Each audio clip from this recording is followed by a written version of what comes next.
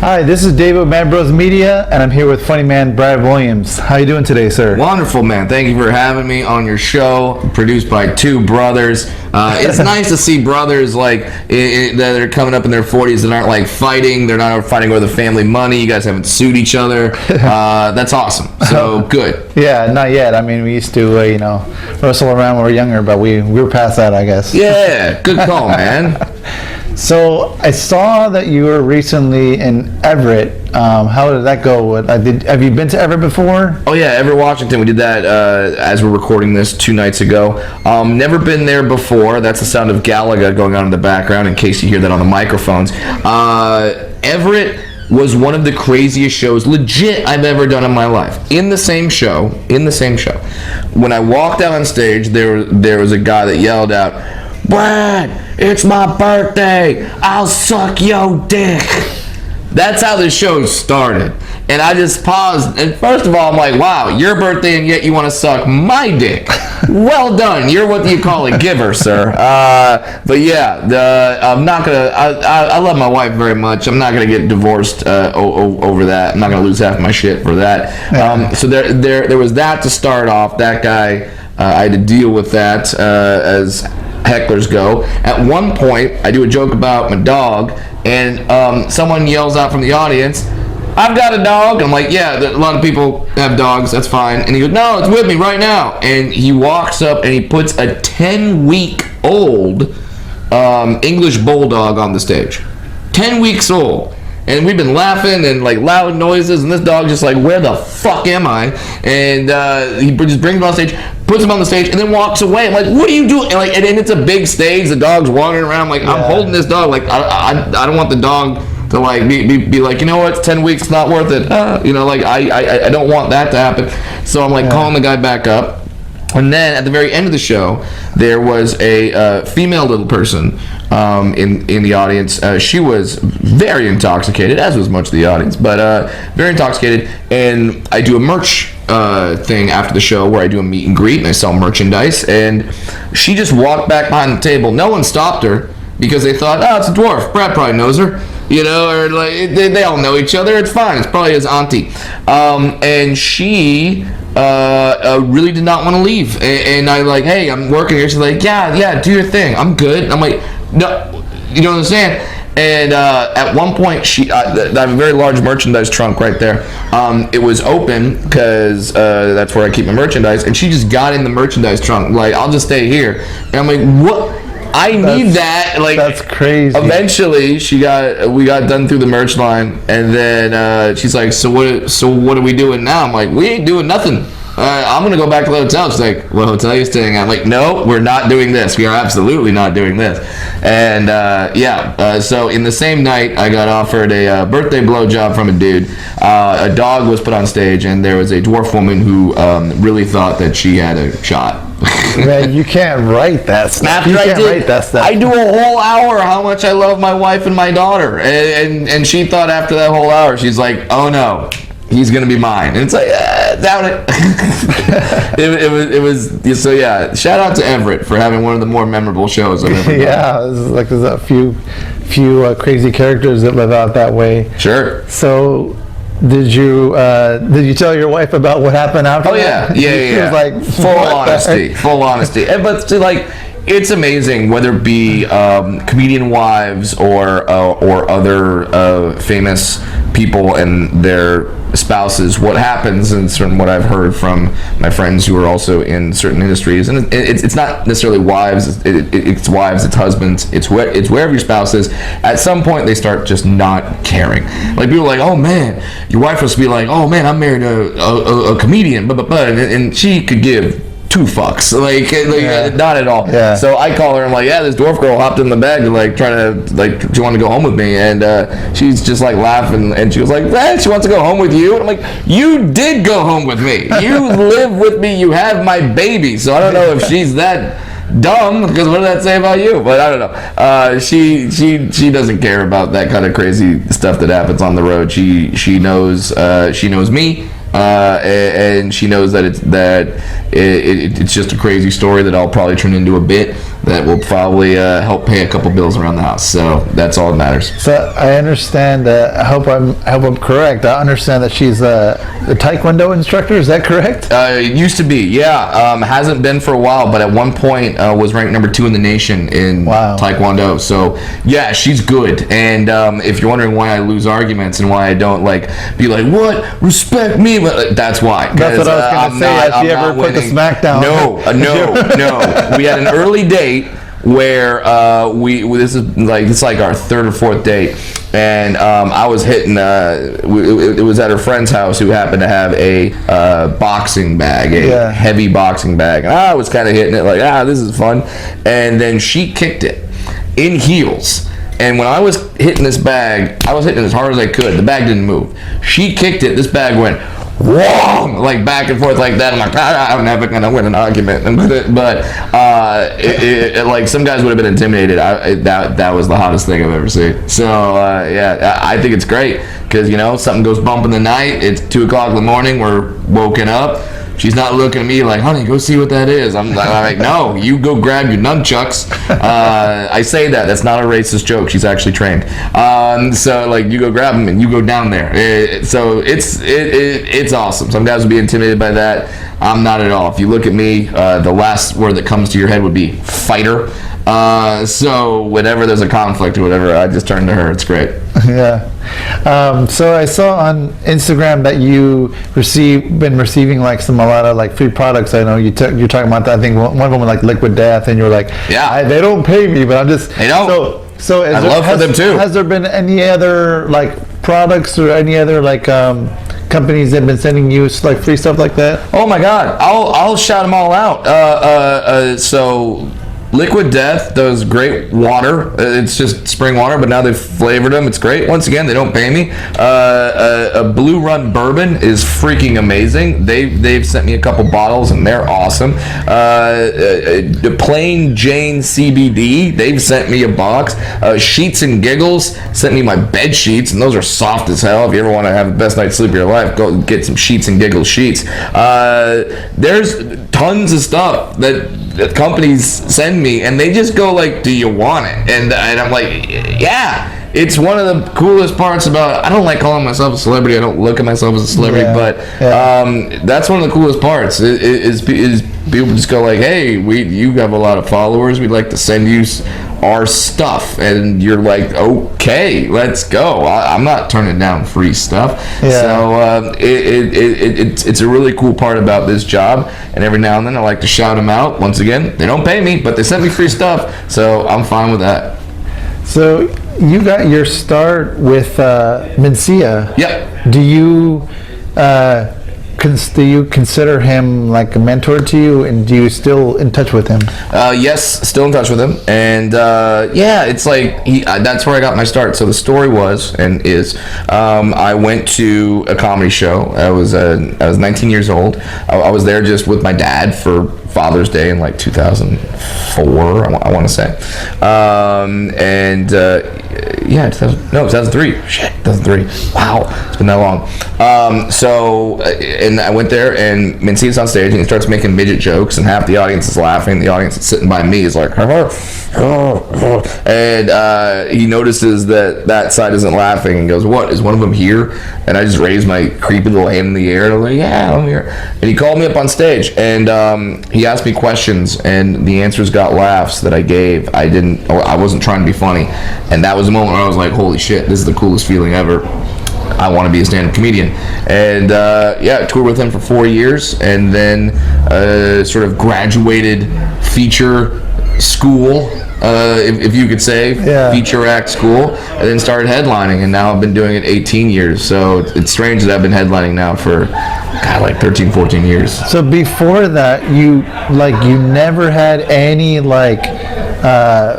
idea or any premonition to be like a comedian, not a comedian. I liked it. I like stand-up comedy. I love stand-up comedy. And I remember watching Eddie Murphy Raw, just being like, holy shit, this is amazing. And then back in the day, they would do the Comedy Central Presents. You're a little older than me, so you probably remember Comedy Central Presents, where they just have great half hours from comics, some legendary half hours: Gabriel Iglesias, Pablo Francisco, Dom Herrera, Frank Caliendo, every big comic had a half hour at some point. And I was a huge fan of it, but I didn't think I could ever do it. I didn't think this was something. And also, when you think of stand-up comics, there's no one that really looks like me. Dwarves are always considered punchlines and funny, but there's no one like me out there. Now I come to find out later, there's a fantastic comedian who's still working, who definitely came before me. Her name is Tanya Lee Davis. Funny as hell. She's getting quite a following on TikTok because she's older now, and now she's doing TikTok videos explaining how she does things. I watched one recently of her explaining how she wipes her ass. Hilarious. Just funny as hell. She's great. So, but yeah, I didn't really know that stand-up comedy was possible. I was going to school. I was trying to be a sports announcer. That's what I wanted to be, because I thought it'd be funny if I interviewed you NBA have players. a commanding voice like that. Yes. Yeah. No, I don't know. Well, thank you. This is CNN. Yeah. Exactly. Yeah. I watched Chick Hearn and Vince Scully because I grew up in Southern California, so those were my heroes. And then once I started comedy, I'm like, oh, this is the coolest job in the world. And even though I wasn't getting paid, or getting paid very little, it was just so much fun, and I really enjoy the process. To this day, every time I write a new joke and it works, I'm over the moon. I'm just like, I can't believe that worked. I can't believe this is my life. So it's a great job. It's a weird job when that it is. It's a lot of fun, but it's still a job. You have to take it seriously. But I'm really glad that it worked out that way. Although, if anyone wants me to be a sports announcer, I'll still do it. I think it'd be hilarious if maybe even a guest spot one time or something. I don't know, what's your favorite sport? I've talked to the Denver Broncos. The Broncos are my football team and my number one team, and I know the radio. You guys just stole our quarterback. Stole? We gave you quite the haul. I know. We gave you a lot of. Broncos may have given you so much that now we suck. I don't know, but. Yes, I hope Russ does okay with us. I hope he does too. Yeah, I'm stoked, and everyone's like, yeah, it needs a shorter quarterback. I'm like, well, I'm 4'4". Short is very relative, but yeah. So I'm stoked about that, and I've talked to the Broncos radio announcers, and they've said that I can come on and call a couple plays. So I'm definitely looking forward to making that happen. But so you never know, you might hear these golden pipes calling a game one day. Have you ever considered, or maybe looked into it, or offered some kind of voice work, maybe a cartoon, something like that? Would you consider that? Yeah, I want to do it, but there's a lot of people trying to do it. There's a lot of people with great voices who are way better at this than I am, and frankly, right now, comedy's paying the bills. It's doing pretty well, and so that's what I'm trying to focus on. That's the thing, is there's a lot of comedians that they get into comedy to become actors, or because they want a movie career or whatever. I got into comedy because I really like stand-up comedy. I really love stand-up comedy, and that's what I want to do. So I might get a part every now and then on a show, or do a thing, or do a movie, or do a whatever. But no matter what, I'm always going to do this. This is a lot of fun. Yeah. Now, again, you can correct me if I might be wrong, but there was a show that you were on, and you were in really good company with Bob Saget and Bill Burr, and then you were with I think it was Jim Moore and Jim Jeffries, and you were the only one that got a standing ovation on your set. That was Kevin and Bean's April Foolishness. April Foolishness. Yeah, that's what it was. I was trying to remember that. It's a radio show out in Los Angeles. It's unfortunately no longer happening. It was a great morning show. They would do this comedy show every year, and it's one of the, like, my career can be, people go like, when did you get your big break? It's like, I've had like 6 little breaks, but that was definitely one of them. They do this show called April Foolishness. They booked me on the show. It was Ari Shaffir, Felipe Esparza, Bob Saget, Jim Jeffries, Jay Moore, Eddie Izzard, and Tim Minchin. And that was the show, and I did my set. It went really well. I did get a standing ovation at this venue that's like 5,000 people, so that felt kind of good. I mean, within that company too. That company. It was crazy. Jay Moore, God bless him. Jay Moore went on after me, and what he did was not normal for comedians. Comedians are very like territorial. We don't like to praise other comedians because we have this stupid mindset of like, well, if they're good, that means if people like them, that means they can't like me. It's like, no, we can like as many comedians as we want. There's plenty of room. But Jay Moore went on after me, and the first words out of his mouth were, "Hey everyone, just so we're all clear, after Brad Williams, we're all playing for second." And that was insanely nice and insanely generous of him, and that was also the night of the John Stamos story. That has become sort of one of my signature bits that people tell me about a lot, and that's where I found out John Stamos is afraid of little people. He has a phobia of little people, because Bob Saget came up to me and he's like, "Brad," and I had never met Bob before, and Bob literally came up to my dressing room. He's like, you got to come meet John. And I'm like, okay, yeah, sure, I'd love to meet John. And he goes, no, like, he's afraid of you. And I'm just like, let's go. So I ran up to John Stamos, and I humped his leg.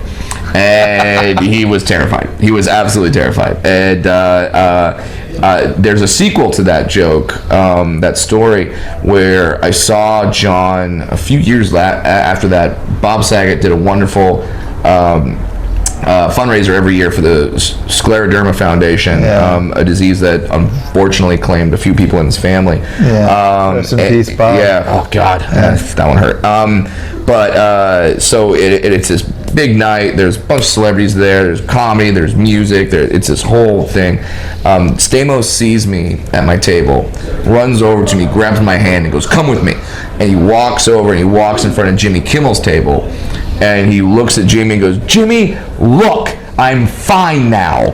And that just made me laugh. And so it's a real thing. Stamos, I don't know if he still is afraid of little people. Apparently he's fine with me now. But maybe he's become more comfortable with little people now that he's a dad and he's got a little person running around. He's not actually a little person, but he's just, young baby. But John's a great guy. We've talked several times since then about those nights, and he's a really good dude, man. Yeah.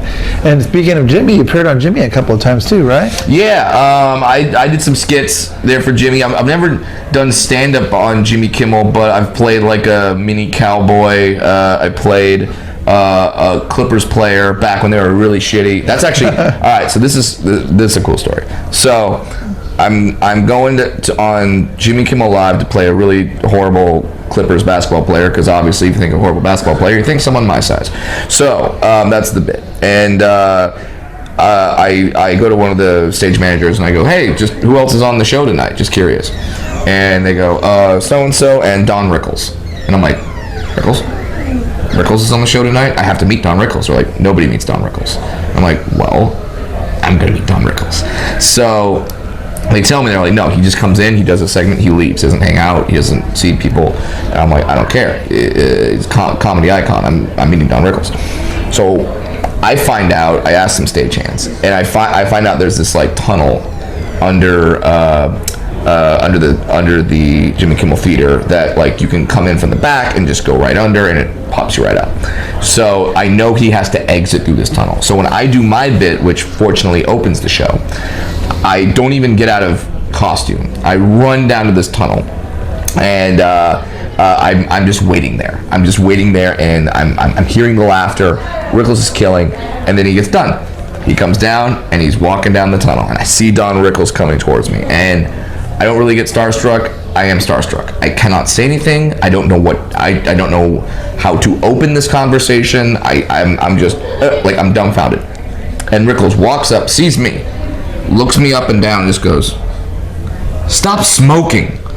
And and I got my Rickles moment, and then I was like, "Oh my God, that's so great!" And then I say, "Don, it's Brad. I'm a stand-up comic. Obviously, you're a comedy idol. Do you mind if I get a photo with you?" And he goes, "No problem." And this is back when we had disposable cameras, kids.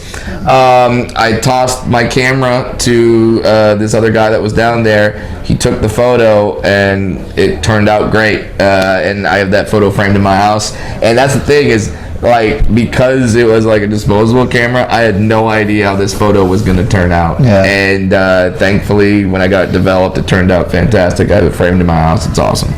Well, now that we have this footage, and then 23 years when you're that legend, I'll have this. Yeah, yeah. And hopefully I make it as long as Rickles, man. Hopefully I make it as long as him, and doing it as long as he did. It's weird. Like when I started doing comedy, my parents would be like, "Stand-up comedy? What are you gonna do when you're 60 and 70?" I'm like, stand-up comedy? I'm gonna still do it. Rickles was like 88, 89. He was still touring. George Burns was 99 or 100. He was still doing it. Milton Berle, same thing. So that's what I'm gonna do until I cannot do it anymore. Yeah. So sometimes with comedians, they might do like a series or like a show that's kind of based upon their comedy or based upon their life. I don't know if you ever like explored or thought of that idea too. Yeah, there's ideas I've put out there, but Hollywood is not a place where you just have an idea and then you get to do it. Yeah. There's a lot of hoops you have to jump through. Haven't made through all of them yet, but I'm very confident that there will be something in the future. Got a couple projects right now in the works I'm very proud of. So and if that doesn't happen, it's fine. I still get to keep doing this. I still get to keep doing stand-up comedy. Working on putting out another special soon, and this just keeps happening. And if this just keeps happening, I'm fine with that. Yeah. Well, Brad, I really appreciate you sitting down with us. Yeah, and no problem. Please, if you're in town again, we'll do a second one. We'll do it again. We'll have a sequel whenever I come back. No problem here. Next time, I hope your brother isn't as chatty. Oof. But you guys are cool. I'm glad that you guys do this show together, and I hope. Like, you've had some amazing guests on, so I'm not even close to your best guest, but you told me like Bobby Lee humped your head or something like that. So he farted on me and tried to like kiss me. I'm sorry I didn't do that. I'm sorry I didn't do that. No, it's fine. It's fine.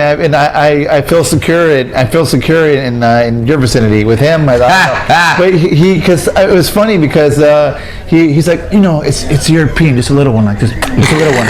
It was so funny. It was hilarious. Well, Bobby's a trip, man. He's an absolute trip. So I'm sorry I didn't do that stuff, but I'm sorry we only had a nice conversation. No, that's great. Yeah, that was great. But thank you for having me on. And then next time I come back, I will absolutely come on the show again. Well, we'll let you get some rest before your show.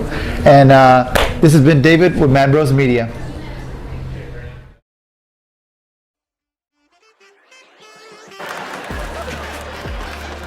And that's true. I do make people happier. I did a show one time, a woman came up to me after the show and said, "Brad, you're funny. I run a children's hospital. I would love it if you came down to children's hospital, entertained the children, brought them some smiles."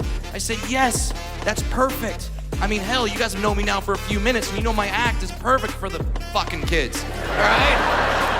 So I say, I'll do it. I go to the children's hospital. I'm exaggerating nothing. I walk into that door. A kid walks up to me, puts his hand on my shoulder, and goes, "Don't worry, they'll fix you here."